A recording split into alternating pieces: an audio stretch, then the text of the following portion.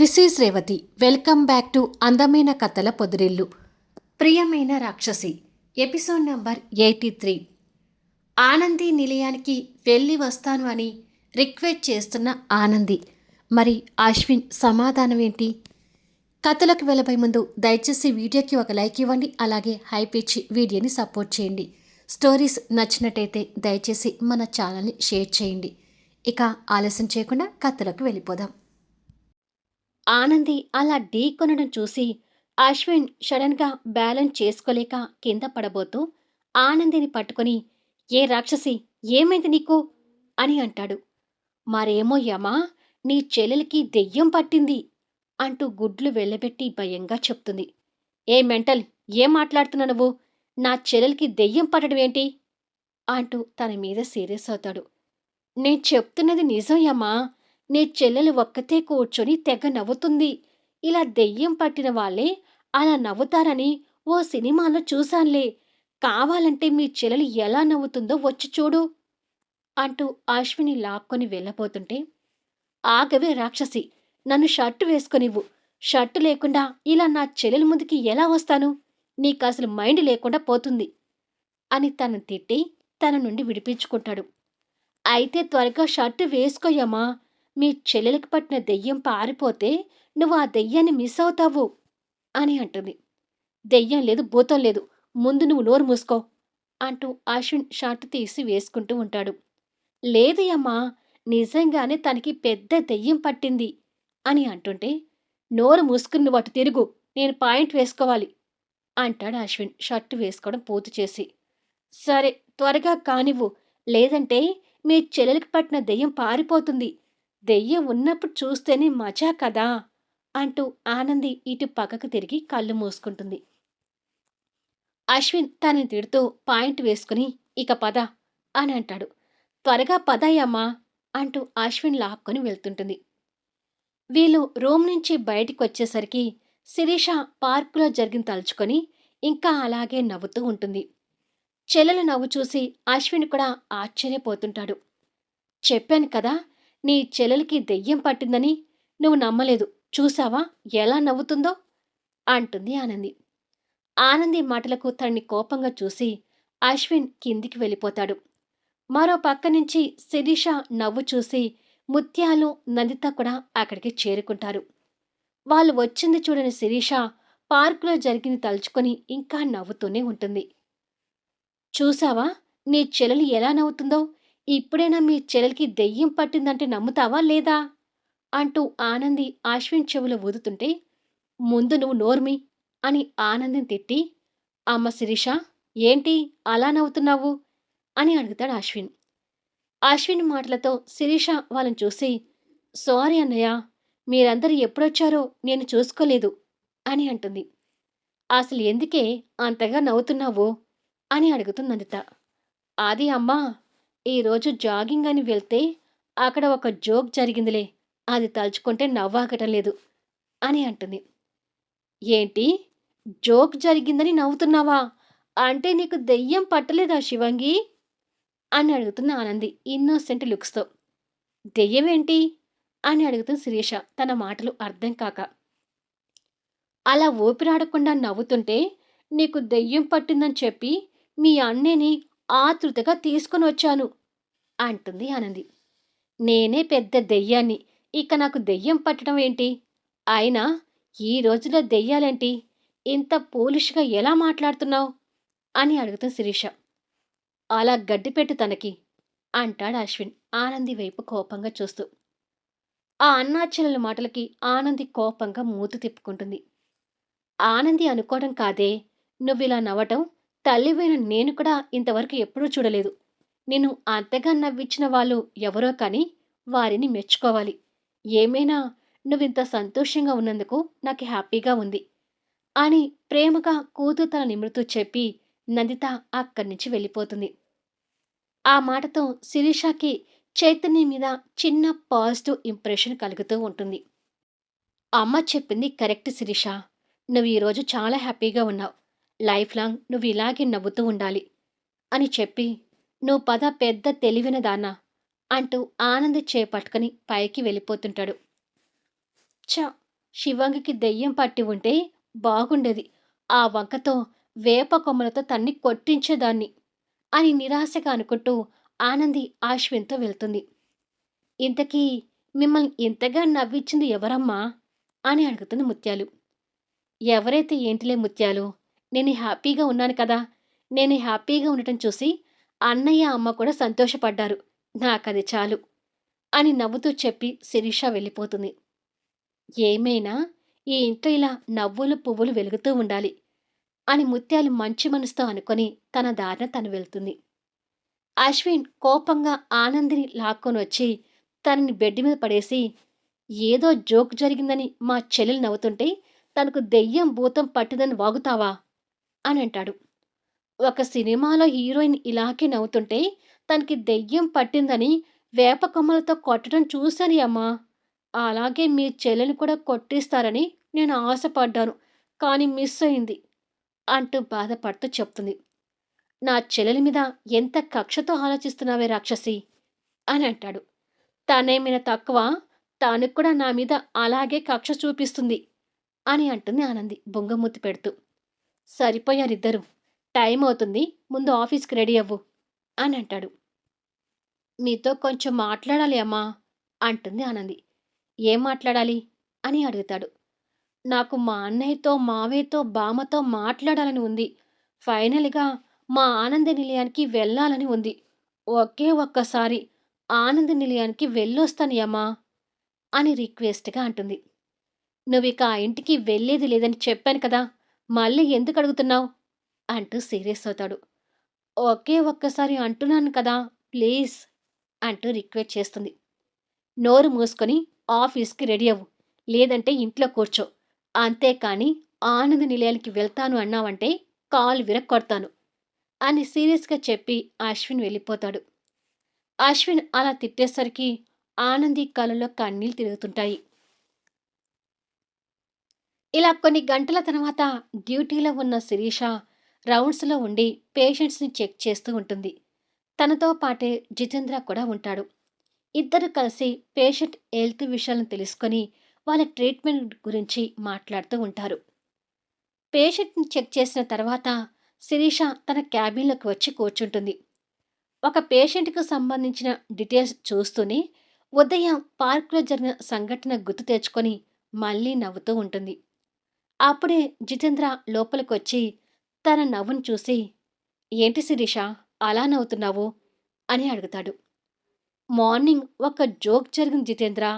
అది గుర్తు తెచ్చుకొని నవ్వుతున్నానులే అని అంటుంది. ఏంటి ఆ జోక్? నాకు కూడా చెప్పొచ్చు కదా! అంటూ జితేంద్ర తనకి ఎదురుగా వచ్చి కూర్చుంటాడు.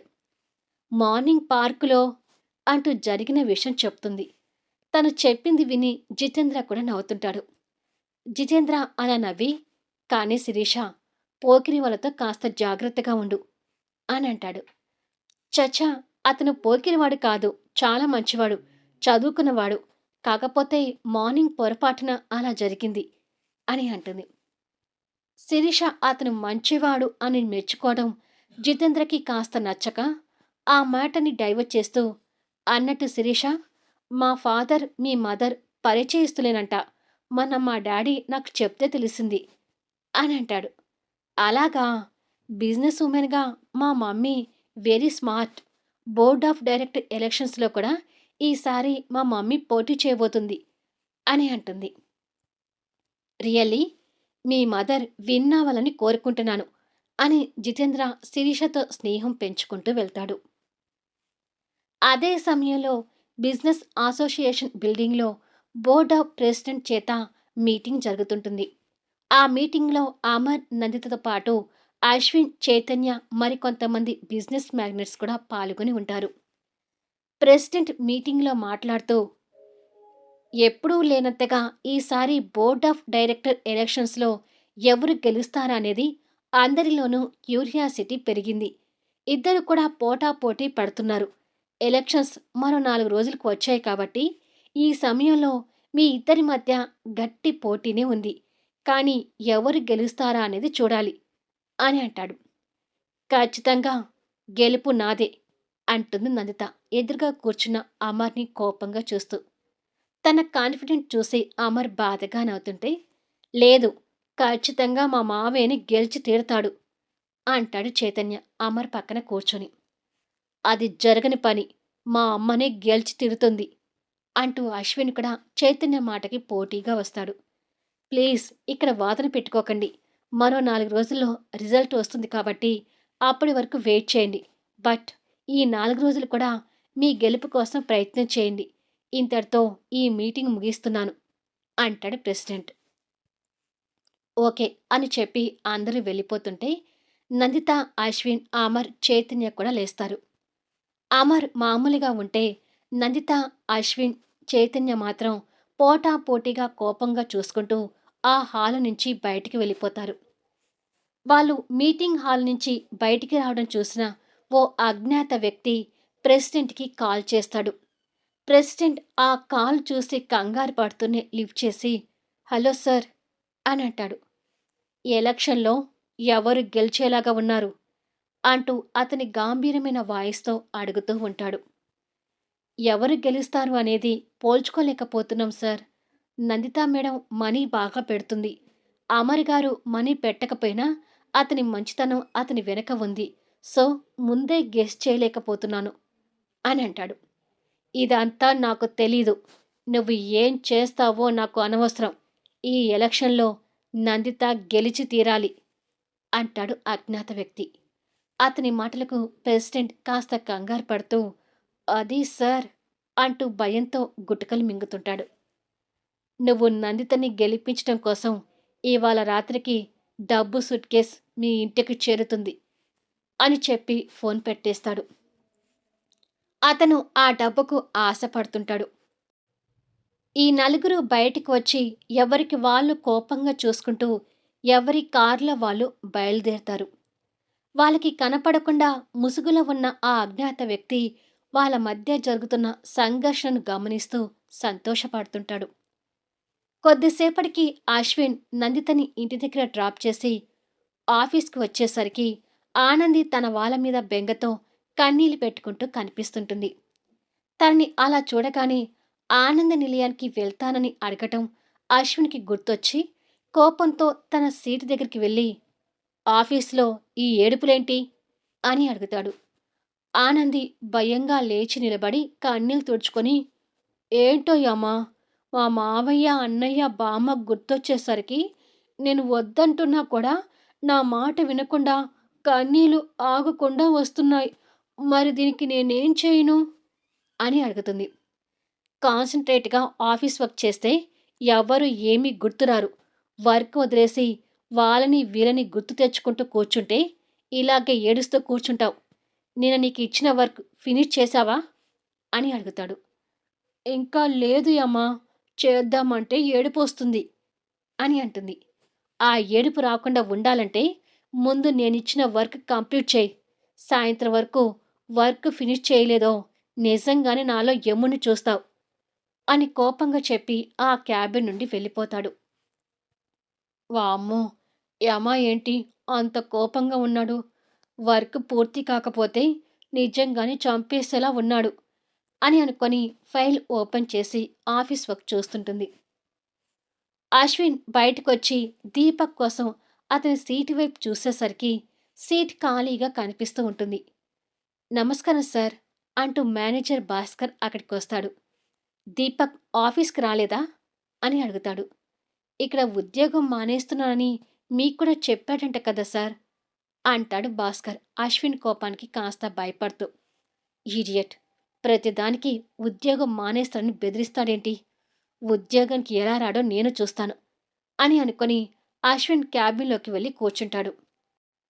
అలా కూర్చోగానే మా మావయ్యని ఎలక్షన్లో గెలుస్తాడు అని చైతన్య చెప్పడం గుర్తు తెచ్చుకొని చైతన్య మీద కోపంతో ఉంటాడు. ఈ ఎలక్షన్లో నేను గెలవాలని అంత పట్టుపట్టావు ఎందుకు చైతన్య అని అడుగుతాడు అమర్ ఎదురుగా కూర్చున్న చైతన్యం చూస్తూ. ఎందుకని అడుగుతారు ఏంటి మావయ్య? ఆ అశ్విన్ మన ఆనందిని ఎలా పెళ్లి చేసుకున్నాడో మీకు తెలియంది కాదు కదా అంటాడు చైతన్య అశ్విన్ మీద కోపంతో. అందుకని నేను ఎలక్షన్లో గెలిస్తే అశ్విన్ మీద నీకున్న కోపం చల్లారుతుందా అని అడుగుతాడు అమర్. అతని మీద కోపం నా జన్మకు చల్లారదు. ఆ అశ్వినికి చెక్ పెట్టే మార్గాలలో ఈ ఎలక్షన్ కూడా ఒకటి అని అంటాడు చైతన్య. అశ్విని మీద అనవసరంగా కోపం పెంచుకోకు చైతన్య. నువ్వు అనుకున్నట్టుగా ఆనంది అక్కడ ఏమీ కష్టాలు పడటం లేదు అంటాడు అమర్. కష్టాలు పడటం లేదు అంటున్నారు. ఆనందికి పెళ్ళయ్యాక ఒక్కసారైనా మన ఆనంది నిలయానికి వచ్చిందా మావయ్య అని అడుగుతాడు చైతన్య. అమర్ దగ్గర సమాధానం లేక మౌనంగా ఉండిపోతాడు.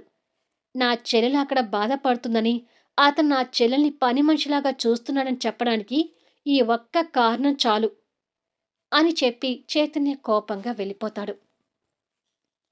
చైతన్య మాటలకు అమర్ బాధపడుతూ ఉండగా ఫోన్ డిస్ప్లే మీద నందిత ఫోటో కనిపిస్తూ రింగ్ అవుతుంది.